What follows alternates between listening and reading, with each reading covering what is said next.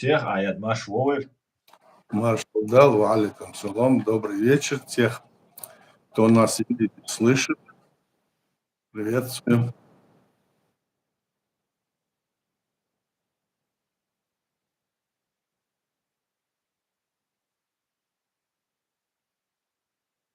Сегодня 11 апреля 2026 года, 19 часов 9 минут по Брюсселю, 20 часов 9 минут по городу Джохару. Друзья, мы вас всех сердечно приветствуем. У нас 215-й стрим на платформе открытого диалога информационно-аналитического центра Президиума правительства Чеченской Ичкерии. Сегодняшний стрим я свой назвал «От пропасти к силе. Перерождение США и шанс для Ичкерии». Вопросительный знак. Об этом другом мы поговорим, как обычно, по субботам с сопредседателем Президиума правительства Чеченской Республики Ичкерия Аядом Идиговым. Вы можете задавать вопросы на YouTube-канале здесь в Реалити или в TikTok. Ну, в принципе, все те, кто находится в оккупированной Ичкерии, пожалуйста, заботьтесь о вашей безопасности. И, как обычно, я передаю в начале слово в начале нашего эфира Аяду Идигову. Аяд, Добрый вечер еще раз. Ситуация, которая складывается в мире, мы каждый день наблюдаем, смотрим. Все меняется не только каждый день, а каждые часы могут меняться ситуация. Как вот в Иране столкновение, скажем, Америки и Израиля, так и на русско-украинском фронте. Так и в мире, как что происходит в Америке, какие там события. Но передачи идут о том, мы видим все, что американцы возмущены, очень недовольны президентом Трампом. А Трамп хоть бы что, ему, как говорится, это никак-то, да даже на его поведение никак не влияет. Значит, нам интересные разные, скажем, видеоролики, то, что обычно бывает в Америке, возможно. А может быть и ситуация действительно так вот накаляется по тем вот моментам, которые мы с вами знаем. Что же все же происходит и к чему это все идет?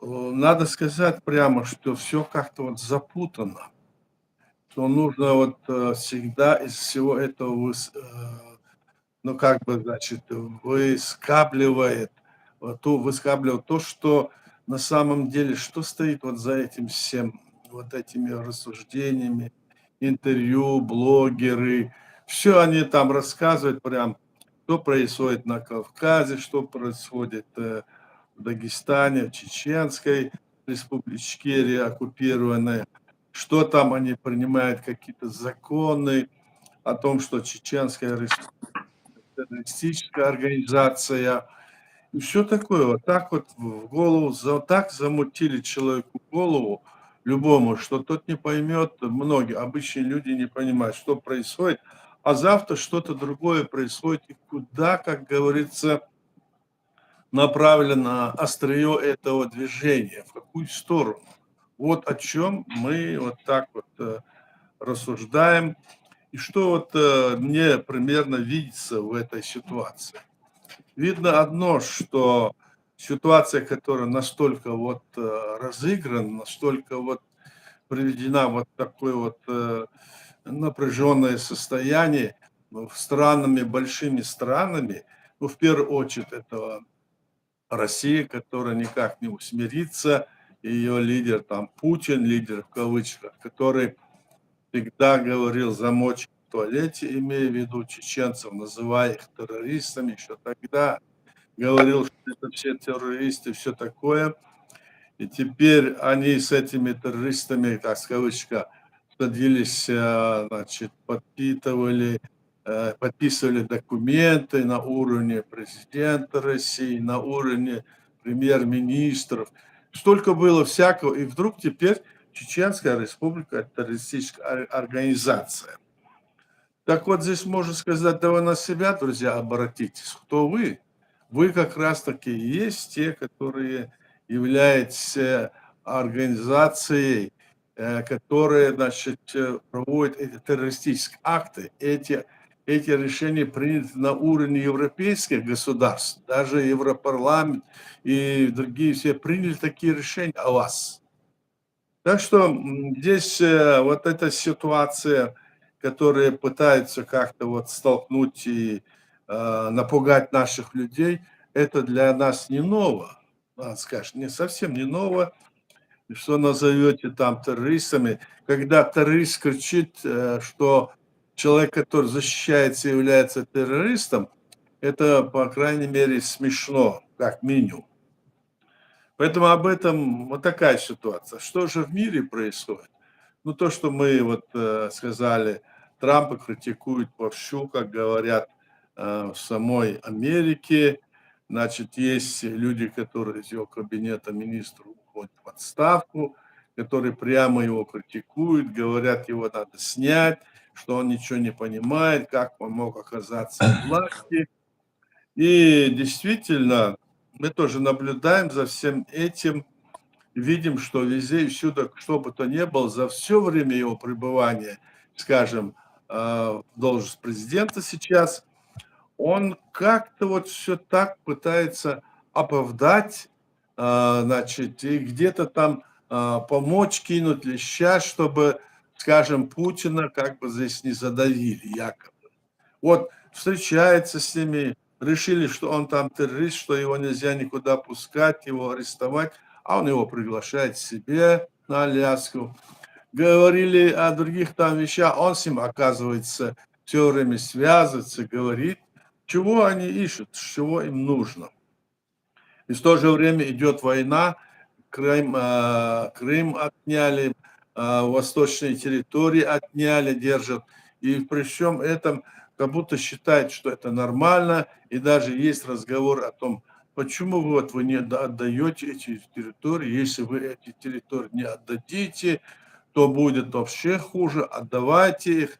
Ну, я так вот перефразирую то, что вот слышно вот из интернета, везде. С Америки идут такие голоса. По какому это право отдавать свои территории? По какому праву?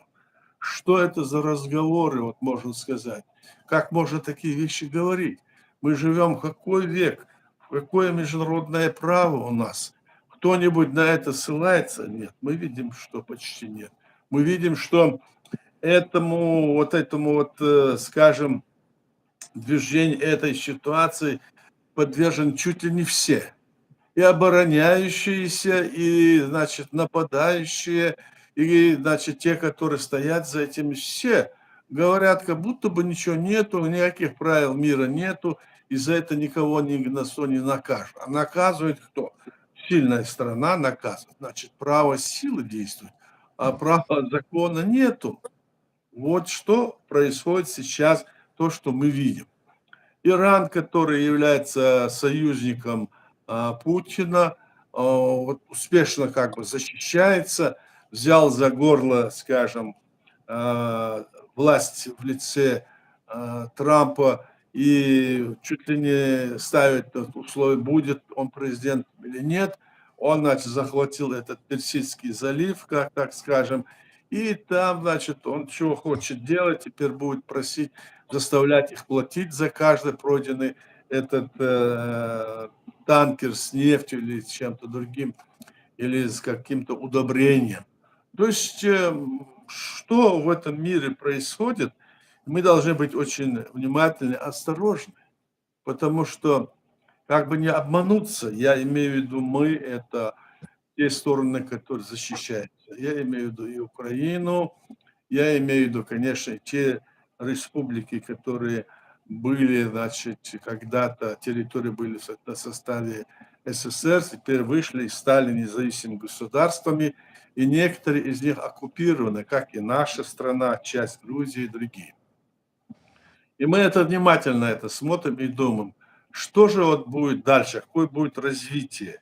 И вот если успокоится вот эта ситуация, скажем, в этом Армузском проливе, куда это все вот, значит, потом будет двигаться. Наверное, скорее всего, будет двигаться к тому, что сегодня мы видим, как говорится, кто-то сдал заднюю, как Симонян говорил. Кто дал заднюю сегодня? Вот они говорят, мы не дадим заднюю, говорила она. Да, действительно, они не дают заднюю. А заднюю кто дает? Дают те, которые должны были бы, значит, вперед идти.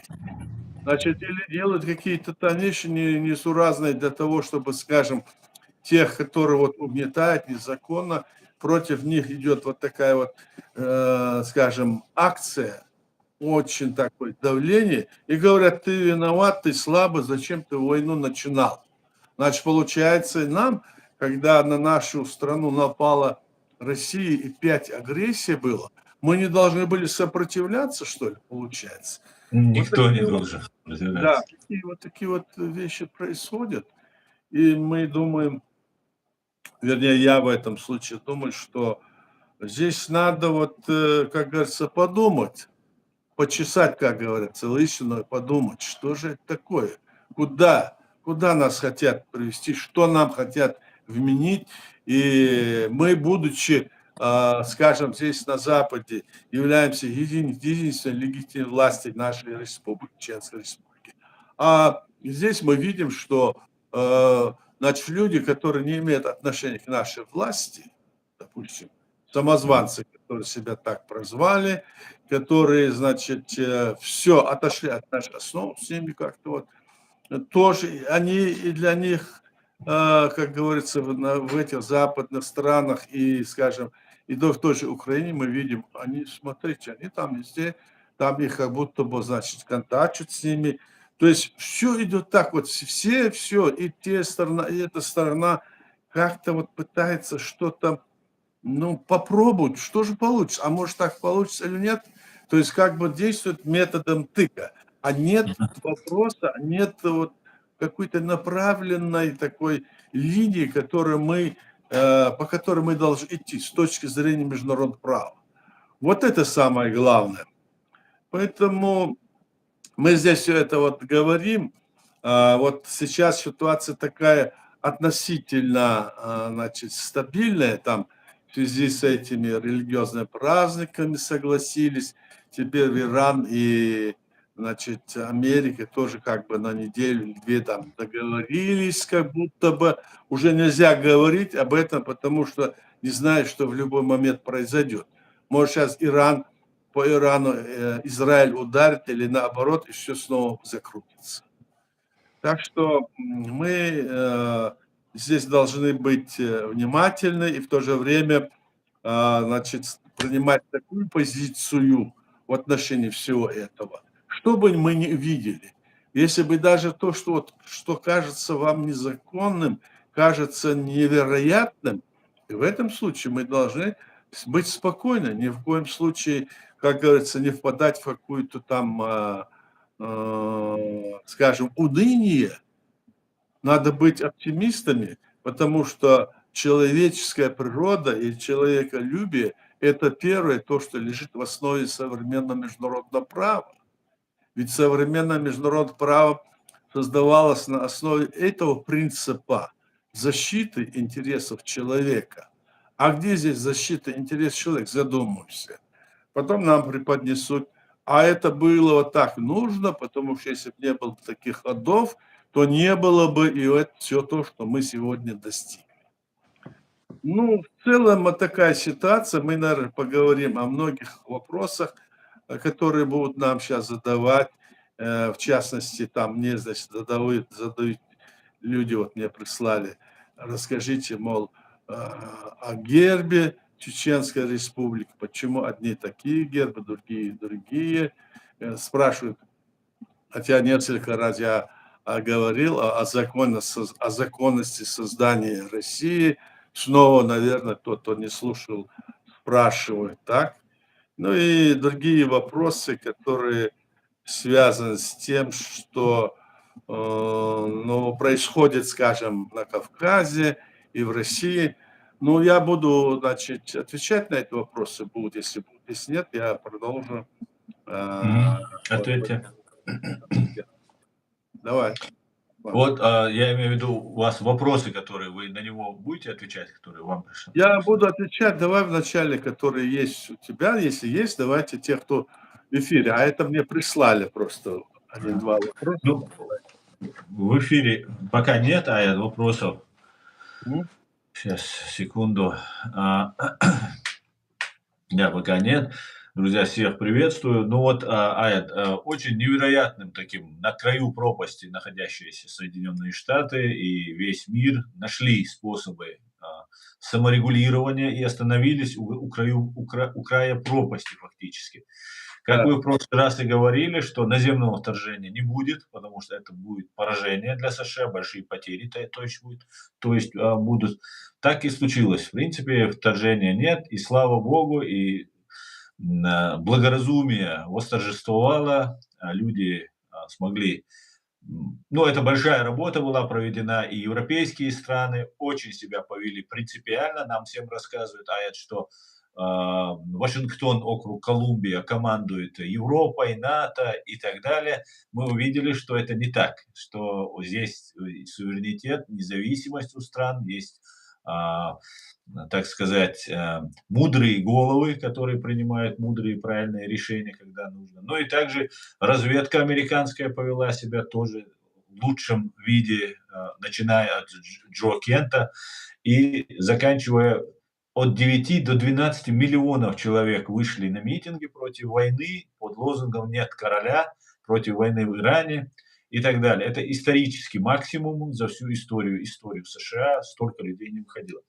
И вот как вы считаете, почему эта война остановилась, и есть ли возможность, что она возобновится? Имеется в виду, что перемирие будет нарушено. Ну, почему она остановилась? Потому что нападающие поняли, что они понесут здесь колоссальные потери, и власть, которая есть в Америке, может быть, опущен до уровня того, что поставит вопрос о его смещении, этой власти. Потому что они поняли, что вот таким вот количеством там 50 тысяч вооруженных там пехотинцев или даже 100 тысяч на 90-100 миллионов, скажем, Иран нападение, ничего они не возьмут. Ничего не возьмут, потому что там они собирают в своей армии сразу по миллиону, а то и по 10 миллионов добровольцев. Хотя потом говорят, то это из разных источников идет такая информация. А там же мы видим, что они просто выходят, и они готовы умереть. Вот мы видим, что иранцы их довели до такого состояния, что они готовы умереть. Я помню это, когда нас вот так вот бомбили день и ночь. Многие удивляются, почему и как. Как это? 5 агрессий было, и в 4 мы их изгнали. Особенно 4-я агрессия, полномасштабная, в котором было 460 тысяч армия российская. И наш народ ее победил. Здесь некоторые рассказывают, что это была победа, там 800 человек вошли в Грозное, это все. Но это кому-то так кажется. Но так это было не так легко. Было все дело в том, что весь народ от мала до велика готов был умереть и встал и боролся против этого врага. Весь. И даже самые маленькие дети, все работали на оборону и против этого. Поэтому мы победили тогда.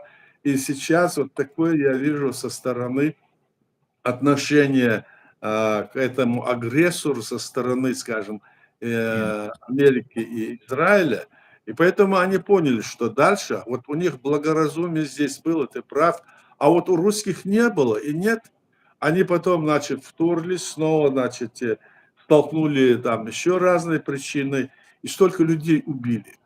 Каждый, скажем, 4-й человек в Чеченской Республике был убит, мирные граждане были, убиты без разбора, преследуя с воздуха бомбами.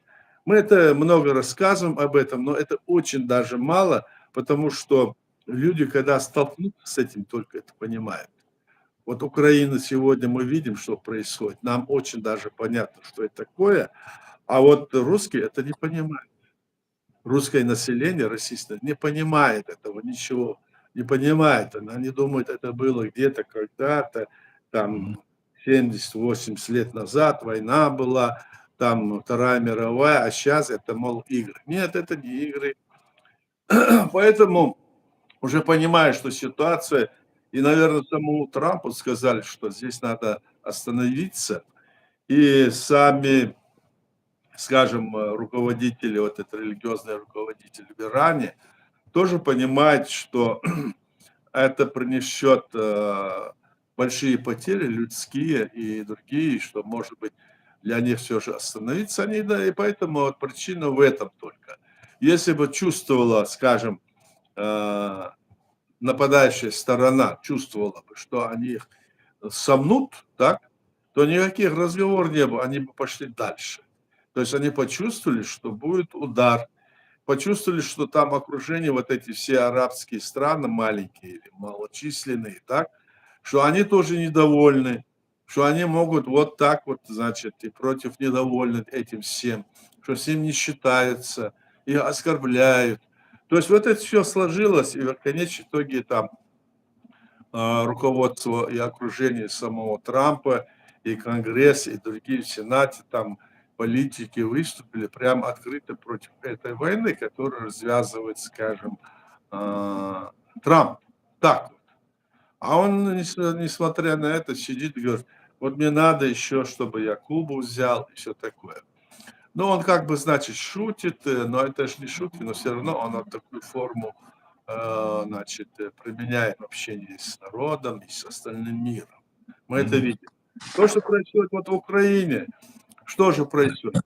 Ничего не происходит, все так же продолжается, никуда не хочет назад двигаться, скажем, Путин. Он говорит, мы возьмем, все равно захват, это наша территория, мы ее возьмем. А мы тогда думаем, скажем, те, которые, наша территория чеченская оккупирована, там Молдова, Грузия, ну и восточные территории, если они даже не говорят о том, что нужно вот эти территории отдать, а вопрос стоит только о том, давайте на этом остановимся, и им говорят, давайте вот на этой основе проведем переговоры. А Путин не соглашается. Понимаете? Как это? Вот такая ситуация. Ну, вообще, человек потеряет голову мыслями, что же такое, как, кто это делает, почему это делается. Теперь мы видим, что это не случайно было и в отношении нас, когда президент Клинтон вначале 6 миллиардов давал, потом 10 миллиардов давал и говорил, давайте покончить с этим чеченским народом, имелось в виду, малой кровью. И сколько людей нас перебили, убили. Сегодня, конечно, в Америке понимают, что уже тогда, когда они взращивали этого монстра, я имею в виду путинскую власть, да, тогда надо было, как говорится, ему подрезать руки, чтобы он не расходился. И сегодня Чеченская республика, которая была тогда создана по праву, чтобы она продолжала и сегодня развивалась бы. Что это? В этом мире около 40 государств, которые по своей территории и по количеству населения меньше Чеченской республики Ичкерия. Поэтому здесь мы исходим из этого. Здесь сейчас, когда мы разговариваем, говорим о нашем вот этом состоянии, здесь находится очень много разных политиков, разных международных деятелей, которые рассказывают нам, нет, у вас нет независимости, нет, вы не могли, вы не имели права. Какие-то приводят там какие-то там примеры из прошлой истории, там кто-то принял, тот не принял. То есть всякую муть несут для того, чтобы сказать, как будто бы народ не имеет права на свою независимость. Когда будто бы это не прописано принцип международного права о праве народа на самоопределение. А вот оно принято, да, это так, но здесь не так, вот здесь вот запятую не сделали, а здесь вот то не делали. Вот так идет И сейчас, когда мы на Западе находимся, наша задача, допустим, я говорю о чеченском народе, о чеченцах, которые борются за деоккупацию страны, состоит в том, чтобы признание было нашего государства, как это сделала Украина, Грузия Теперь вот Грузии сделали это признание, здесь сотни примеров приводят нам в ответ, говорят, нет, это не признание, это не то, это не то. Мы не должны слушать вот этих вот. А здесь еще наряду с этим нам здесь бросают в лицо, а вы что, вы там все между собой перессорились и такое. Кто это все перессорились, спрашиваем мы. Да вот у вас есть и такое правительство, есть такие есть движения, то есть, ну, дорогие мои, и такие движения есть в любой стране мира, маленькой и большой. Посмотрите, кто есть на самом деле, кто есть кто, и тогда давайте разговаривать. То есть дело сходится к тому, что мы должны в этом деле разбираться. И эти разговоры о том, что мы поедем там, создадим исламское государство, или о том, что мы там конфедерация народов Кавказ сделали, или там воссоздадим Горскую республику, вот эти все вещи, которые здесь мутят вокруг вот этой проблемы, оно играет против нас. Или там какие-то общественные организации собираются и хотят работать, мы, говорит, будем защищать Чеченскую республику Ичкерия, а до этого они сами тут же во весь голос заявляли, что мы там придем государство исламское построим. Вот эти все вещи должны мы вот примерно чеченцы понимать и сказать, да, это все не пройдет, это все лишнее, это нельзя вот эти фантазии придумывать. Ни одного государства в мире нет исламского, религиозного, нету. Просто есть название во власти, которые сидят, называют себя таковыми, а на самом деле они таковыми не являются. Если они действительно таковы, почему же, допустим, Путин, убийца чеченского народа, мусульман, Путин, который заявил, если надо, я буду против Аллаха воевать, а почему они друзья? С какой это стати? Или можно привести таких примеров много. Поэтому мы не должны поддаваться вот этой разной пропаганде, обманываться.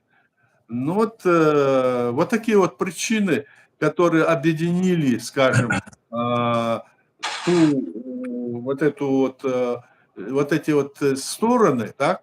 С одной стороны, агрессором дружит, скажем, Трамп, мы так можем сказать. Другие говорят, нет, он не дружит. Но мы должны видеть по факту это. На самом деле так, если бы Трамп помогал, скажем, Украине, давно бы вопрос, я думаю, решился. Ну, я это так думаю. А он, значит, начал теперь требовать плату за то, как будто это его не касается. Если он придерживается международного права, то он должен защищать. Мы же в международное право приняли после Второй мировой войны, сказали, что больше не будет войн. Почему не будет? Потому что мы сделаем вот так и вот так, будем защищать человека, привлечем людей и все такое. Где это? Этого нет. Почему? Так вот, эти причины и являются сегодня, наверное, кто-то вспомнил про это и сказал, хватит. Ну, как ты говоришь, 9-10 миллионов населения вышло, значит, демонстрации по всей Америке, требуют то, вот, ну, лозунги, ну, показывает это все, но это можно показывать сейчас, искусственный интеллект может что угодно изобразить, говорят, так? Но в то же время и мне верится, что тоже это так. Вот Ну, такие это вот так, причины. это так. Ая, вот очень странные такие совпадения произошли после того, как перемирие на Ближнем Востоке между США и Ираном на 2 недели Да, установилось. Резко Владимир Путин, который никогда не считался ни с какими религиозными и нерелигиозными праздниками, резко остановил войну в Украине, на сутки, правда, и сразу произошел обмен пленными. Сразу такая покладистость, которая появилась, которой вначале не было. И интересно, одновременно с этим, как мы знаем, вот я только свое мнение говорю, как независимый блогер, никакого отношения ни к президиуму правительства, ни к чеченской власти я не имею, я рядовой гражданин Чеченской республики Ичкерия. Но вот Кирилл Буданов, которого сами украинцы и Арти Грин есть офицер отставной, называют агентом ФСБ, который постоянно останавливает развитие отношений между Чеченской республикой Ичкерия, законной властью в вашем лице, в лице президиума правительства, а занимается вот с россиянами вроде Закаева и вот с ними. И вот одновременно, вместе с, остановкой войны в Украине, Россией и, ну, приостановкой, перемирием на сутки, а, фашистский оккупационный суд в Чеченской Республике Ичкерия вынес решение, что, Чеченская Республика Ичкерия — это там преступная террористическая организация и так далее. И заодно прорекламировал того самого агента, который другой агент, рекламирует сейчас в Украине. И вот в связи с этим у меня, вопрос такой: могут ли быть эти события связаны с остановкой войной?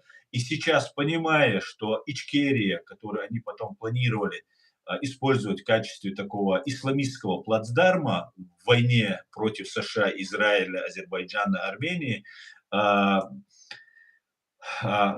может ли это быть событиями одной цепи, одних, вот связаны именно с остановкой войны в Иране? Ну, еще остановка войны, это еще это Ну, не перемирие. завершение, потому что Да. эта остановка войны, она будет еще, как говорится, закрепляться. Вот это все Мгм. должно, оно должно, значит, быть таким состоянием, когда обе стороны уже поверят в то, что больше не будет этой войны. То есть Мгм. примут вот такие-то условия, там у Ирана там 10 своих предложений, вопросов, да. Эти говорят, да, мы готовы рассматривать, мы считаем, что это можно, что это рабочие, мол, вопросы, говорит Трамп. А на Мгм. самом деле это такие вопросы, которые могут Трампу не поздоровиться. Там же, который он требует, значит, чтобы им разрешили э, создать атомные бомбы, чтобы у них не пытались отнять то, что у нас есть, урановые руды, чтобы они больше никогда, значит, на уран не нападали, чтобы вот этот армудский, значит, пролив был их, что так. То есть они все, вот, они как победа считают, и вот это все. С этим могут согласиться, сможет согласиться Трамп? Нет, это передышка, вот меня сказать, передышка, они будут сейчас это время думать, что же сделать иным способом. Поэтому здесь, может быть так. А то, что ты говоришь, вот там в Украине встречается, а что? У этого Закаева, который не имеет никаких полномочий от нашего народа и государства, самозванца, да, у него, он артист. И он без сцены, без демонстрации, если он не выходит, то он уже погибает. То есть он в этом смысле. Это его козырь. И он Мгм. всячески пытается то туда-сюда. Но мы не артисты, мы говорим о основе нашего государства, Мгм. о решении нашего вопроса, о том, что у кого есть какие-то полномочия. Здесь вопрос еще идет не только об этой организации, так называемой, правительства Чеченской Республики Ичкерия, который не имеет никаких основ, скажем, в отношении создания нашего государства. А речь идет о том, что должны мы понимать, что люди, которые с ними встречаются, они даже не спрашивают у них, покажите ваши полномочия. Вот вам тебе и ответ. Они, если посмотрят их полномочия, так что же тогда вы, дорогие друзья, или эти, или другие, кто с ним встречается, вы с самозванцами общаетесь? Но это такие уже известные вопросы, известные такие дела, которые мы не должны особо на это внимание обращать, потому что когда нужно будет подписывать документ, а вы кто такие? Давайте подпишите. А они никто. Тогда что? А они, значит, работают, как ты говоришь, на какие-то в пользу, скажем, нашего врага. А осознанно или неосознанно, это другой вопрос. И все равно главное, что их деятельность является попыткой подмена власти Чеченской Республики Да. Ичкерия и чеченского народа. Вот о чем речь здесь должна быть идти. И поэтому вот, продолжая вот то, что ты говоришь, могу сказать вот к нашим людям, которые находятся здесь, скажем, в Европе и в других странах, мы четко и ясно должны понимать, что восстановление нашей скажем, республики, я имею в виду деоккупации нашей страны и восстановления там легитимной власти, может быть только на основе законно избранной власти. А законно избранная власть, ее последователь, правопреемником или послед является президиум правительства Чеченской Республики Ичкерия. А как это было? Ну, давайте посмотрим. Это было решение, принято законом в соответствии с Конституцией в 1994 году, в котором сказано, что то-то, то-то никто не имеет права, значит, проводить выборы, или никто не имеет права, значит, на территории Чеченской Республики иметь некой основы, и до изгнания оккупанта нынешняя власть сохраняет свои полномочия. Вот это есть как раз так правопреемство. Это сидит и в Конституции. Далее, если говорить, есть решение парламента, которое, значит, подтверждено тогдашним президентом Асадом, о том, чтобы возложить обязанности на одного из членов, скажем, парламента, то есть имеется в виду организация и ведение всей политической работы от имени парламента. Это тоже есть правопреемность. И на эти основы создан, то есть произошла реорганизация власти, которая была у нас на Западе, которая, значит, потому что здесь произошли разные такие моменты, согласно действию которых некоторых деятелей, которые были во власти, которые грубейшим образом нарушили Конституцию. Что они нарушили? Они сели в переговоры, обсуждать переговоры, сели с марионеткой, с российской властью, утверждали, и что они легитимны, и это легитимно. Согласно закону, о конституционном законе, в котором говорится, что всякий тот, кто посягнет на вот эти контакты, обсуждать будет, значит, статус нашей республики, в том числе и с Россией, это есть тягчайшее преступление, даже попытка. То есть вот эти все моменты, если мы на них взглянем, и еще на то, что когда они публикуют, эти самозванцы, эти нашу Конституцию, они из Конституции, вот этот конституционный закон, который является частью этой Конституции, измененной в феврале 1997 года, они убирают, как будто его нет, и манипулируют. Вот эти вещи они делают. Поэтому люди это должны знать, и я скажу, что все те, которые люди есть на Западе, молодые, постарше, кто старые, все, которые болеют за это дело, мы должны понимать, что у нас есть единственная легитимная власть в лице президиума правительства Чеченской Республики Ичкерия, который имеет полномочия по праву, в соответствии с международным правом, в соответствии с законодательством, Конституцией и другими законами Чеченской Республики. Только на это мы можем опираться и действовать. Эти люди, которые, значит, вот таким образом пытаются изобразить из себя власть чеченского народа, потому что они ее уже сдали в 2001 году, в 2002 году, потом в 2003, потом в 2007 году. И везде, и всюду есть эти все документы, которые они принимали, что они есть часть России. И с такими вот людьми, которые вот встречаются, пускай даже Буданов или другие, они сами себя позорят. В конечном итоге, когда... Или им все равно, я так думаю, что это со стороны такое мнение может возникнуть. А так я думаю, что им все равно создать вот какой-то пиар для этих надо, а для других вот о том, что они вот занимаются вот такими вот делами со всеми общественными, другими организациями, мы общаемся, они говорят. Для того, чтобы вот те люди, которые находятся там, наши добровольцы, чтобы придать им здесь какой-то статус в этом вопросе, чтобы они не были, значит, в этом отношении как бы унижены, а эти вот себя поставляют лидером этого всего. На самом деле это не так. Поэтому нужно знать, что нужно для того, чтобы говорить и обосновывать, нужна, значит, легитимная власть, которая идет из корня. Это значит народ, Конституция и законодательство, все. Этой цепочку, этих людей нету. Вот что бы я сказал тебе по этому вопросу, Руслан. Мгм. США и Иран стали общаться напрямую в Исламабаде и перешли к вопросам о прекращении огня в Ливане. на чем неоднократно настаивала иранская сторона. Тегеран также стремится к размораживанию своих активов и снятию санкций, сообщает корреспондент Deutsche Welle с места событий. 17 минут назад эта новость размещена в Facebook. Ну, Существует, правильно, да. Это первый суще- пункт был у них, да?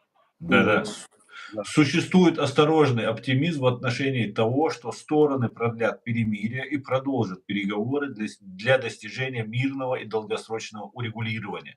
Мы надеемся, что переговоры вскоре приведут к значимым и конструктивным результатам, сообщил источник Deutsche Welle в Исламабаде. Вашингтон готов рассмотреть вопрос об ослаблении санкций, но требует от Тегерана уступок в ядерной и ракетных сферах. США также хотят, чтобы Ормузский пролив был открыт без каких-либо условий. Одновременно с тем центральное командование США сообщило, что 2 американских военных корабля прошли через Ормуз, чтобы начать разминирование пролива. Ранее его заминировали иранцы. А это хорошие новости. Да, да. Аят, вот смотрите, выступил министр обороны или министр иностранных дел Великобритании, который сказал, что Россия готовится к нападению к Арктике. Могло ли это быть, как я это вижу, как я это понимаю, война в Иране, она должна была случиться не между Израилем, США и Ираном, а должны были, конечно же, включиться страны НАТО, Европейский Союз, арабские страны, кто рядом. И затем это после нескольких террористических актов должно было перерасти в межрелигиозную, межцивилизационную войну. И это было самое страшное.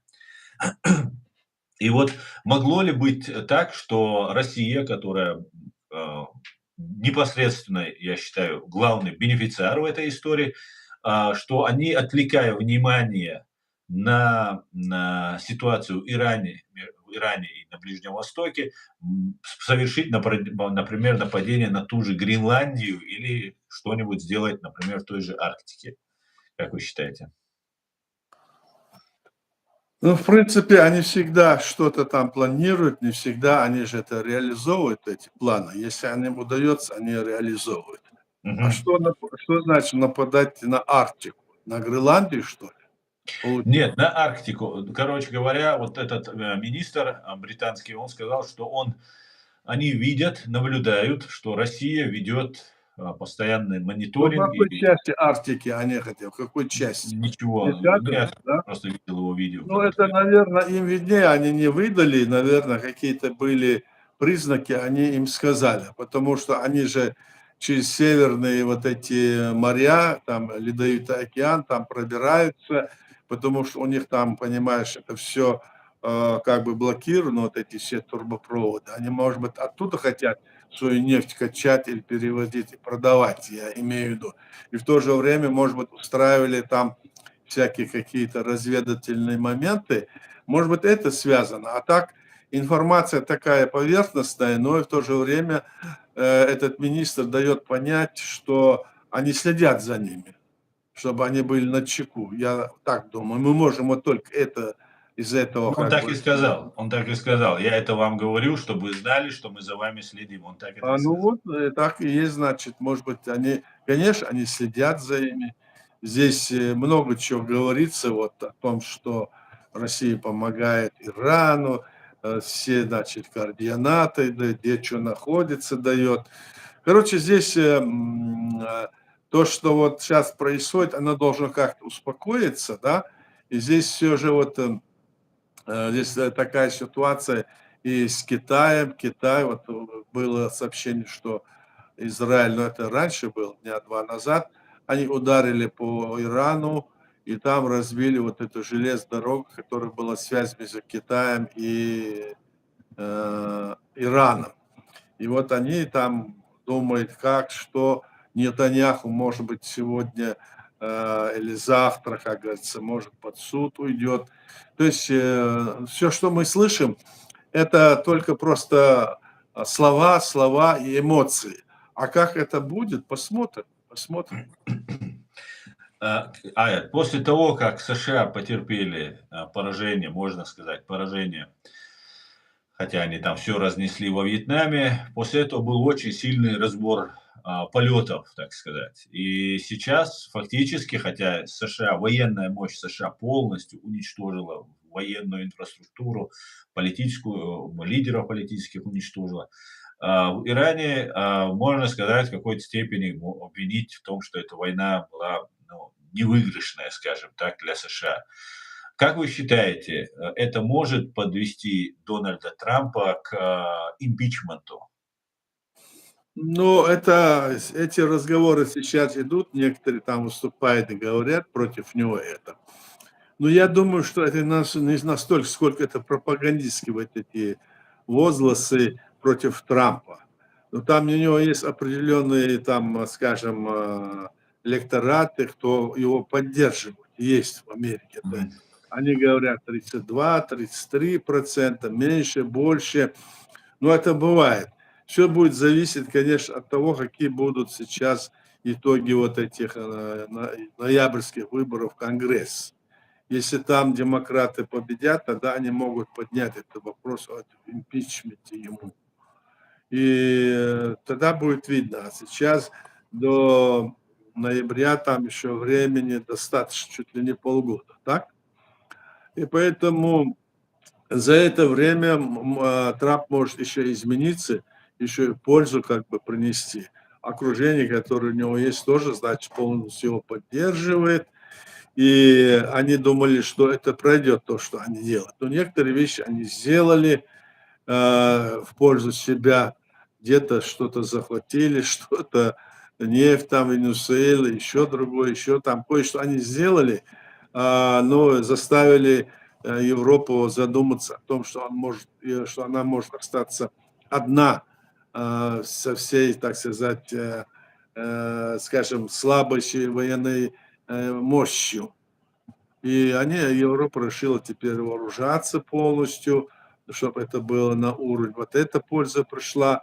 А пока есть эта Россия, пока это есть имперская Россия, эта угроза будет существовать. И сейчас все больше и больше люди приходят в мысли, что действительно надо эту Россию развалить. Это многие так говорят. Если ее не развалить или не переформатировать, никаких не будет разговору о том, что она, скажем, будет, скажем, человеческим лицом, эта страна. Мы видим, что действительно это, к этому все идет. Многие там все более и более поднимают эти вопросы. А как это сделать, никто не знает. Потому что у них это атомное оружие, потому что у них вот такое положение. И в общем, вопросы, конечно, если бы нам об этом говорить, мы информацией обладаем только такой поверхностной. А на самом деле, на самое главное, вот эта полностью вся информация находится в руках этих руководителей стран. И то не вся, то не вся. Но, по крайней мере, они оперируют на основе той информации, которую они получают со своих разведслужб и других там разных анализов, которые делают специалисты. Вот посмотрим, куда это пойдет. А пойдет ли это в сторону, скажем, изменения России с человеческим лицом? Перестанет ли она быть такой? Где будет гарантия того, что если она скажет, я буду такой, что она станет такой? Только в ее переформатировании, и только в том, чтобы она или развалилась и создала при новых условиях новое государство, или преобразовалось какой-то там союз государств, как вот в Европе или в других странах. Ну, вот такие вот вещи, если будут, это один вопрос. Если нет, то вот эта напряженная ситуация будет продолжаться, и во главе, если будут сидеть вот эти ястребы, эти фашистующие чиновники, которые засели в Кремле, как ты говоришь. Поэтому я думаю, что нам надо следить за этим и свою позицию высказывать. Несмотря на то, что кто-то это сказал, где-то там, это там поехал, там, значит, Трамп то сделал, это сделал. Все это должно быть проанализировано, все это должно быть изучено и без всякой паники. Сегодня так, завтра будет иначе. Мы не знаем, почему вот сегодня вот так делали, почему была, скажем, вот такая-то встреча или вот такая-то, значит, передача, и почему вот это было столько переговоров, а никаких результатов нет. Мы настоящих причин не знаем до конца, потому что там может быть даже вот эта маленькая какая-нибудь деталь, которая, может быть, сорвала все это. А как раз в этой детали, наверное, и находилась суть того вопроса, который они обсуждали. Поэтому мы думаем, что мы все знаем, а на самом деле, как это было и что это было, до конца мало кто знает. Я вот что хочу сказать. А внешние признаки, то, что показывает, это еще не все. Руслан? Мгм. Иса, я сейчас задам твой вопрос. Я хотел бы спросить по поводу Армении и Азербайджана теперь, их ситуация, Аят. Мы знаем сейчас, Пашинян встречался с Путиным, там у них какой-то разговор, какой-то показался мне Да-да. немножко постановочным этот разговор какой-то. Но рассчитывала Россия на самом деле, что в Иране будет сейчас война, и что она будет раскачивать ситуацию со властью в самой Армении. Ну и, соответственно, Азербайджан должен был втянуться, не зря к нему прилетели в начале по Нахичевань две. Какой, это ты вопрос или его вопрос? Это если, да? Нет, это мой вопрос. Я сейчас, Иса следующий, я его вопрос задам. Ага, хорошо. И, и вот, вот в связи с этим я хотел у вас спросить, какая судьба ждет вообще в целом Азербайджана и Армении вот с изменением этой ситуации, если вот это перемирие перерастет в долгосрочный мир, ну и, конечно же, нашу Чеченскую республику Ичкерия, как это может на нас отразиться?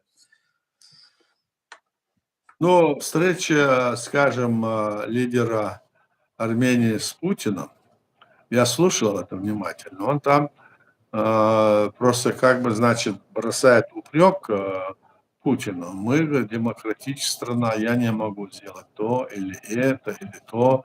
Мы же, говорит, за свободу слова, например, за это и за это. Поэтому я не могу принять те решения, он имел в виду, которые нужны для Путина. Мы такие, мы там, он имел в виду, встречаемся с Западом и с этим. То есть он просто нам показывал, что его государство, которое он возглавляет, это государство армянского народа, не как у тебя, товарищ Путин. Я вот Мгм. это заметил там. И в то же время он демонстрировал не отрешенность, он говорил, что мы готовы сотрудничать с Россией, но уже на новых условиях, новых отношениях. А не так, Мгм. чтобы ты меня, мол, сдавал, как сдал бы, и ты нас, значит, пробудил, показал, на что ты готов. Хотя Путин ничего не мог там и сделать, но та надежда о том, что ей Армения там поможет в карабахском вопросе, она была, значит, утопической, потому что всегда было сказано, что Карабах – это территория Азербайджана. То есть это было принято в международном праве, там это все как-то отражено, вот когда развалился Советский Союз. Поэтому здесь уже Пашинян, он делает такие ходы, которые мне что кажется, что он здесь вот демонстрирует, кто он, что он, какой властью он управляет, и о том, что вот там есть этот какой-то этот пароход, как его, Бермудский, или как он называется, я всегда забываю, Мгм. через который пойдет, Армения. скажем, шелковый путь, а здесь вот до этого момента, до Каспия, он находится в руках у кого? У Азербайджана и Армении. Вот. И здесь вот эта игра была, игра, эта встреча для того, чтобы вот сказать, и для Армении эта встреча нужна была, и армянского народа, чтобы как-то сгладить ситуацию и напряжение против армян, которые проживают, наверное, в России, так, с одной стороны, а с другой стороны и для самого Путина, который вот эта встреча, как бы, значит, делает его человеком, который там пытается, установить добрые отношения, как бы, с Арменией там. И там, значит, повлиять на эту ситуацию. Я только так это рассматриваю, не более того, потому что там более серьезные вопросы с Арменией и с этим Америкой. Они что туда летали, все это договаривались, какие-то там документы подписывали, решения. Это сейчас не отменить пока еще. Тем более, что Путин, он так себя ведет, и остальной весь мир видит, что он делает. Он просто пытается это как бы захватить чужие территории и считает, что это правильным, а остальной мир это не считает правильным. Потому что есть международное право, в котором сказано, что никто не имеет права менять границы другого государства с внешней стороны. Вот так вот, Аслан. Мгм. Спасибо. Сергей, вот вы написали комментарий, и вы говорите, какой-то вопрос я должен спросить у Аяда. Вы мне объясните, в чем вопрос, какой из них, из этих комментариев вы считаете вопросом? И я его обязательно зачитаю. Иса Ахмадов задает вопрос. Если Закаев в Чечне, в кавычках, ведет переговоры с Украиной, а не легитимной властью Ичкерии, то эти переговоры ведутся только с разрешения вышестоящего начальства? Вот такой вопрос. Ну, как они ведутся, там никаких переговоров нет. Там эти встречи, это, я говорю, это как бы козырная карта, которая бросает этот ЗК и его окружение, сказать, вот это мы, вот это мы. Так мы тогда говорим, вот если вы это вы, покажите, кто вы. Ну-ка выложите, кто вы. Покажите ваши полномочия. А у них это нет, так что это пустые разговоры. Это артистические заявки, которые делают. Нам такие заявки не нужны, нам нужно решение вопроса. Вот когда было вот это решение о признании Чеченской Республики как оккупированной, этим вопросом занимался президиум правительства и Рады, и это наши были вопросы. А где были они? То есть вот в чем вопрос. Здесь однозначно, ясно это все. Поэтому, конечно, украинская сторона, Украина, она пытается, властью пытается не нагнетать ситуацию, потому что там много чеченцев, добровольцев, которые хотели бы видеть какую-то защиту себя. Может быть, они это и имеют в виду, но настоящая защита только в том, что мы опираемся на международное право, на наше законодательство Чеченской Республики и тех, кто является, скажем, носителями этой власти от чеченского народа. А таковыми эти люди не являются. Вот ответ тебе, Айса. Мгм. Баркал, вот Сергей задает вопрос. Если Иран доберется до ядерного оружия, Иран автоматически становится, соответственно, ядерной державой. И тогда Южный Кавказ будет оккупирован, а Северный Кавказ останется колонией орков, и Центральной Азии придет беда. Так ли это, Аят? Ну, от того, что у них будет атомное оружие, это еще не значит. А приобретение атомного оружия – это как бы гарантия безопасности. Посмотрите, вот Северная Корея имеет атомное оружие, так? И И никто на не нее нападать беспокоится. боятся. А? Да. Да. А если он ударит это, так его сотрут. У других, скажем, у России 5 или 6 тысяч этих атомных бомб, у Америки столько, так они ее в пепел превратятся. Только это будет вот это. То есть он свою позицию хочет закрепить этой атомной бомбой. Другое дело было бы вообще, значит, избавиться от этого атомного оружия вообще по всему миру. Было бы лучше. Да.